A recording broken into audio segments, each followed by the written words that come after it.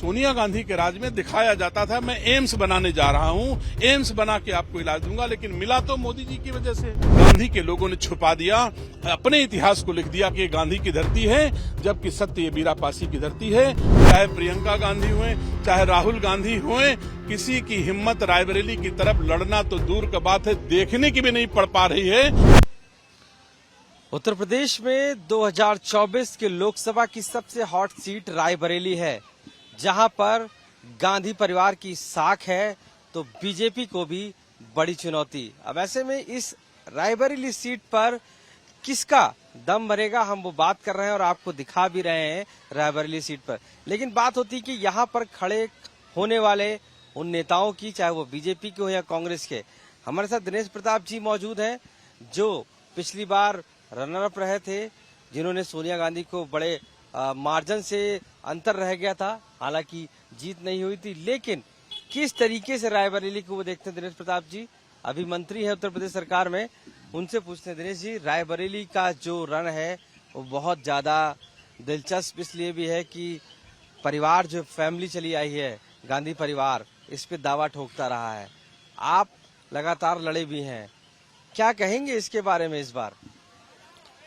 देखिए, गांधी परिवार ने यहाँ चुनाव नहीं लड़ा, गांधी परिवार ने यहाँ व्यवसाय किया है। जब तक उनके व्यवसाय में फायदा हुआ तब तक वो रायबरेली में दुकान चलाते रहे। जब उनको घाटा दिखने लगा तो अपनी दुकान उठा के कहीं और ले जाके जहाँ फायदे की उम्मीद हुई वहां लगाने लग गए। तो रायबरेली में राजनीति और सेवा इस गांधी परिवार ने नहीं किया। ये बात सही कि वो सांसद होते रहे, लोग उन्हें सुपर प्रधानमंत्री तक की संज्ञा दिए हैं, इंदिरा गांधी प्रधानमंत्री थी यहीं पर। लेकिन जब जब उनका घाटा हुआ राजनीति में, उन्होंने रायबरेली को छोड़ा, अमेठी को छोड़ा। हमने देखा कि अमेठी में राहुल गांधी को सांसद बनाया, अमेठी ने राहुल गांधी की माताजी को सांसद बनाया, अमेठी ने राहुल गांधी के पिताजी को सांसद बनाया, अमेठी ने राहुल गांधी के चाचा को सांसद बनाया। एक बार उनकी दुकान में घाटा हुआ तो उन्होंने अपनी दुकान अमेठी से उठा करके वायनाड में रख ली जाकर के। अब वहां फायदा हो रहा तो वहां दुकान चलने लग गई। जी, लगातार रायबरेली में सांसद बनाया जा रहा था सोनिया गांधी को, आखिर वजह क्या थी? विकास नहीं था अगर, और क्या था वजह जो लगातार सोनिया गांधी बन रही थी? गांधी परिवार का कहीं ना कहीं प्रभाव तो रहा ही होगा। देखिए, रायबरेली के लोगों को गुमराह किया गया है, लंबे अरसे से गुमराह किया गया है। सम्मानित साथियों, इसके कारण जो है उन्होंने राज किया, लेकिन जब से तकनीक आ गई, लोग जानने लगे, लोग समझने लगे, तब से लोग गांधी को, आप देखिए, उत्तरोत्तर पीछे चले जा रहे हैं। आप लगातार, चाहे 2009 हो, चाहे 2014 हो, चाहे 2019 हो, लगातार घटते चल रहे हैं। चाहे 2017 हो, चाहे 2022 हो, लगातार घटता चला जा रहा है।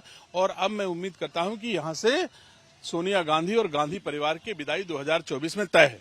विकास की बात करें तो ये जो पार्क है हम देख रहे हैं, ओपन थिएटर बना हुआ है, ये किसकी देन है? किसने बनवाया? ये सांसद जी ने बनवाया है क्या, सोनिया गांधी? मैं रायबरेली के जन जन को धन्यवाद देता हूं कि उनके आशीर्वाद से, प्रधानमंत्री, गृह मंत्री और मुख्यमंत्री की कृपा से मैं उद्यान मंत्री के दायित्वों का निर्वहन करने का अवसर मिला। तो मैंने रायबरेली में इस जंगल में मंगल कर दिया। और आज की तारीख में रायबरेली के लिए पार्क, आप स्वयं देख रहे हैं कि इस समय भी हजारों लोग इस पार्क में घूम रहे हैं, जबकि ये पार्क सिर्फ जंगल हुआ करता था। मैंने इसके साथ ही इस पार्क में एक बड़ा काम किया है।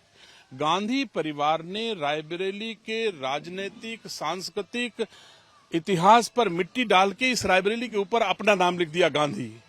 रायबरेली के लोगों ने रायबरेली के लिए बहुत कुछ किया।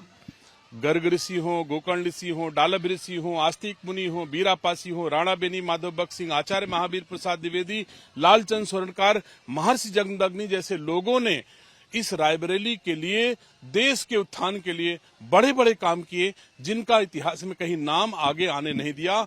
मैंने इस पार्क में हर, चाहे जिधर से ट्रैक पे मुड़ोगे, रायबरेली का सूक्ष्म सांस्कृतिक दर्शन आपको देखने को मिलेगा। आप देखेंगे गर्ग ऋषि, जिन्होंने सांसद बनने के लिए नहीं, लोक कल्याण के लिए तपस्या की। गंगा के पावन तट पर वो स्थान आज की तारीख में गेगासो के नाम से पूरा जिला जाना जाता है। भगवान परशुराम के पिताजी महर्षि जमदग्नि ने भी रायबरेली में इतनी बड़ी तपस्या की, जहां जौ उन्होंने दहन किया वो गांव का नाम जौदहा हो गया। आज की तारीख में सम्मानित पत्रकार साथियों, मैं आपसे कहना चाहता हूं कि ये भगवान परशुराम के पिताजी महर्षि जमदग्नि की भूमि है और कोई नहीं जानता कि महर्षि जमदग्नि यहाँ पर उनकी तपोभूमि है। मैंने इस पार्क में महर्षि जमदग्नि की भी स्टैच्यू लगाई, मूर्ति लगाई है और उनका संक्षिप्त इतिहास लिखा। अगर अंग्रेजी पढ़ने वाला कोई भी नौजवान यहाँ पर आएगा और कुरकुरे खाने भी इस पार्क में बैठ जाएगा तो उसको रायबरेली के सांस्कृतिक विरासत के दर्शन होंगे। अगली पीढ़ियों तक रायबरेली का इतिहास हस्तांतरित हो जाएगा, ऐसा मैं मानता हूं। दिनेश जी, रायबरेली का नाम लेते हैं तो एम्स की बात हो या बात हो रेल कोच की, कहीं ना कहीं गांधी परिवार ये कहता रहा है कि उन्होंने इसकी देन दी है। क्या लग रहा है, इससे कोई बदलाव हुआ है? क्योंकि आप लगातार यहाँ पर हैं, आपने देखा क्या फर्क पड़ा इन चीजों से? सब कोई जानता है एम्स महत्वपूर्ण है, लेकिन एम्स के नाम पर 3 बार सांसद बनी, केवल ईंट रखा उन्होंने, पैसे भी नहीं दिए। भारतीय जनता पार्टी की मोदी जी की सरकार ने रायबरेली के एम्स को पैसा दिया और उसका शिलान्यास किया और लोकार्पण भी मोदी जी के कर कमलों द्वारा हुआ। तो एम्स का पूरा काम भारतीय जनता पार्टी की सरकार ने किया है। खाली सोनिया गांधी के राज में दिखाया जाता था मैं एम्स बनाने जा रहा हूं, एम्स बना के आपको इलाज दूंगा, लेकिन मिला तो मोदी जी की वजह से। यानी कि एम्स हो या रेल कोच हो, सब शुरुआत की और भाजपा ने उस पर अपनी मोहर लगाई। बिल्कुल, दो के दोनों, चाहे रेल कोच हो चाहे एम्स हो, दोनों को पूर्ण किया, पैसा दिया मोदी जी की सरकार ने। लेकिन बीजेपी ना अपना प्रत्याशी घोषित कर रही है, ना कांग्रेस कर रही है, आखिर क्या वजह दिख रही है? रायबरेली, हमारे देश, हमारे रायबरेली का इतिहास है। अमर शहीद वीरा पासी, इन्होंने रायबरेली जनपद को अंग्रेजों के हाथों गुलाम होने से 1 वर्ष रोक दिया। पूरा देश 1 साल पहले गुलाम हो गया और रायबरेली इनके कारण गुलाम नहीं होने पाया और इनके इतिहास को गांधी के लोगों ने छुपा दिया, अपने इतिहास को लिख दिया कि ये गांधी की धरती है, जबकि सत्य ये वीरा पासी की धरती है। इन्होंने और राणा बेनी माधव बख्श ने अंग्रेजों से लड़ करके और रायबरेली को 1 साल तक अंग्रेजों के चंगुल से बचाए रखा। तो ऐसे महापुरुषों को पीढ़ियां नहीं जानती हैं। यह पार्क जो हमने निर्माण कराया है, हम अगली पीढ़ियों तक रायबरेली की सांस्कृतिक विरासत को, रायबरेली के गौरवशाली इतिहास को अगली पीढ़ियों तक पहुंचाएंगे, जिसको गांधी परिवार ने छुपा करके इस रायबरेली के ऊपर अपना नाम नकली गांधी लिख दिया था। अब नकली गांधियों को रायबरेली से खत्म करके रायबरेली के असली हीरो हमारे अगली पीढ़ियों तक नाम जाए, ये काम मेरे द्वारा। दिनेश जी, मेरा सवाल वही है कि अभी तक प्रत्याशी नहीं उतारे हैं और न कांग्रेस ने न बीजेपी ने। पहली बात तो वजह क्या है? दूसरा, आप लगातार क्षेत्र में मजबूती से काम कर रहे हैं, आप लड़ रहे हैं चुनाव, क्या? पूरी भारतीय जनता पार्टी जानती है कि हमारा प्रत्याशी कमल का फूल होता है।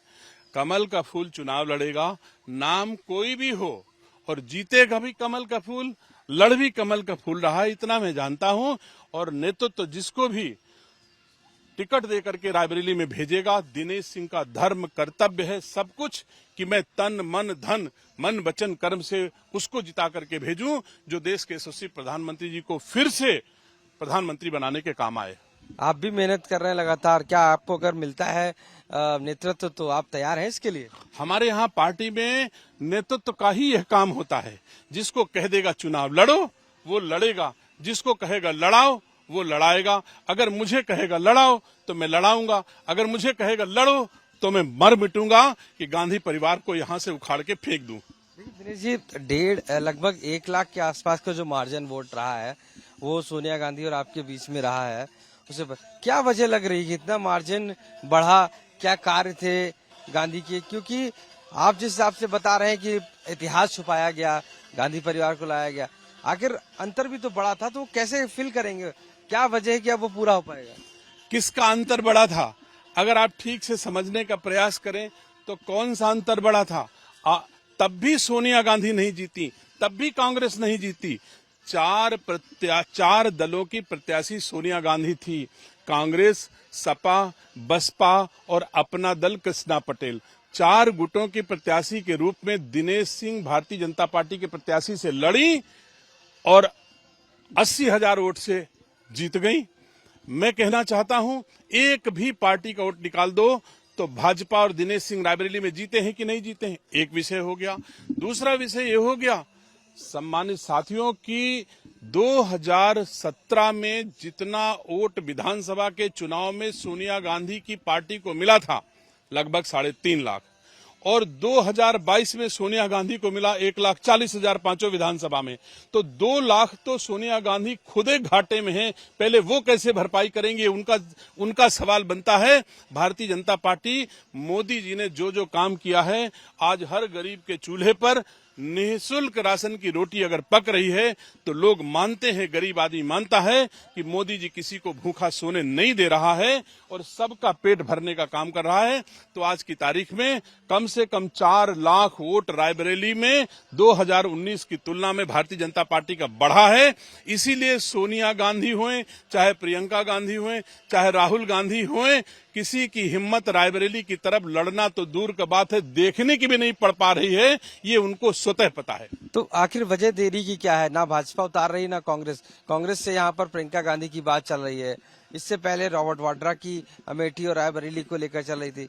कई और नाम थे गांधी परिवार से। सोनिया गांधी ने खुद कहा है लेटर देके कि गांधी परिवार से कोई आएगा। क्यों इतनी देरी हो रही है आपको लगता है, भाजपा में भी और कांग्रेस में भी? नहीं, भाजपा में कोई देरी नहीं है। भाजपा में मैंने कहा कि भारतीय जनता पार्टी का कमल का फूल यहाँ लगातार लड़ रहा है, यहाँ रिक्त नहीं है। और अगर सोनिया गांधी के यहाँ से कोई कैंडिडेट नहीं डिक्लेयर हुआ और न ही सोनिया गांधी से कोई चुनाव लड़ रहा है, मैं ये जरूर कह सकता हूँ। मतलब यहाँ से मान के चले गांधी परिवार से कोई चुनाव नहीं लड़ेगा? मैं कहता हूं, मैं तो भगवान से मनाता हूं कि प्रियंका गांधी ही चुनाव लड़ें। जितने वोट से सोनिया गांधी ने भारतीय जनता पार्टी को हराया है, अगर उतने वोट से अधिक से मैं प्रियंका गांधी को हरा करके दिल्ली वापस भेजूं, यही मेरी अंतिम इच्छा है। अब आपके पैरों में बताया छाले पड़ गए। लगातार आप जिस तरीके से कैंपेन कर रहे हैं, इस मोड में है कि आप भाजपा ने आप पर विश्वास जता ही दिया है और टिकट आपका बिल्कुल फाइनल ही है। टिकट फाइनल है, नहीं फाइनल है, गांधी का हारना फाइनल है, इतना मैं जानता हूं। रायबरेली से गांधी को मुझे विदा करना है, ये मेरी जिद है। टिकट पार्टी जाने, मैं तो कमल के फूल को लेकर के रायबरेली की गांव की गलियों में पदयात्रा कर रहा हूं। 4 महीने में पूरी लोकसभा का 4 बार भ्रमण कर चुका हूं, डोर टू डोर, गांव गांव, गली गली। और 10 साल से सोनिया गांधी लोगों का वोट लेकर के रायबरेली में पलट के किसी को देखा नहीं, एक बार भी नहीं आई, सर्टिफिकेट भी लेने नहीं आई। तो जनता देख रही है, हारने के बाद भी दिनेश सिंह गांव गली घूम रहे हैं और सोनिया गांधी जीतने के बाद भी रायबरेली कभी नहीं दिखाई पड़ती हैं। तो मैं नहीं समझता कि रायबरेली की जनता सोनिया गांधी को लगातार हराने का बन बना चुकी है। और मोदी जी, योगी जी, आदरणीय अमित शाह जी, 2-3 लोगों ने देश में जो काम किए हैं वो सब कोई जानता है। मुझे पता है, जब तक गांडीव इस देश के यशस्वी गृह मंत्री जी के हाथों में है, गांधी नहीं कोई आए, उसको पराजित होना ही है। क्या लगता है, कोई पैराशूट लैंडिंग होगी रायबरेली में बीजेपी की तरफ से, या आपको उम्मीद है कि कहीं ना कहीं आप पर विश्वास दोबारा जताया जाएगा? देखिए, पैराशूट लैंडिंग भाजपा में नहीं हो सकती है। भाजपा में अगर कोई भी आएगा तो हिंदुस्तान का नागरिक आएगा, हिंदुस्तानी आएगा। पैराशूट तो उसको कहते हैं जो इटली से लाया गया है, तो वो हो सकते हैं। भारत का कोई भी नागरिक अगर रायबरेली से चुनाव लड़ेगा, कमल का फूल लेकर के आएगा, और इटली वाली या इटली का वंशज कोई आएगा तो उसको भारत का नागरिक हरा करके भेजेगा। ये हमारी जिम्मेदारी है। धन्यवाद बहुत बात करने के लिए। दिनेश प्रताप सिंह जी, साफ तौर से मानना है कि पैराशूट लैंडिंग अगर होगी यहाँ तो इटली के किसी व्यक्ति की होगी, ना कि बीजेपी में। तो ये मानना है कि बीजेपी का यहाँ उम्मीदवार जो भी हो, जिम्मेदारी दी जाए, क्योंकि वो अपनी तरफ से पूरी तैयारी कर रहे हैं, दिन रात लगे हुए लोगों के बीच में हैं और रायबरेली में इस बार कमल खिलाने की पूरी तैयारी है। रायबरेली से कैमरा पर्सन संदीप दुबे के साथ आशीष श्रीवास्तव, आज तक।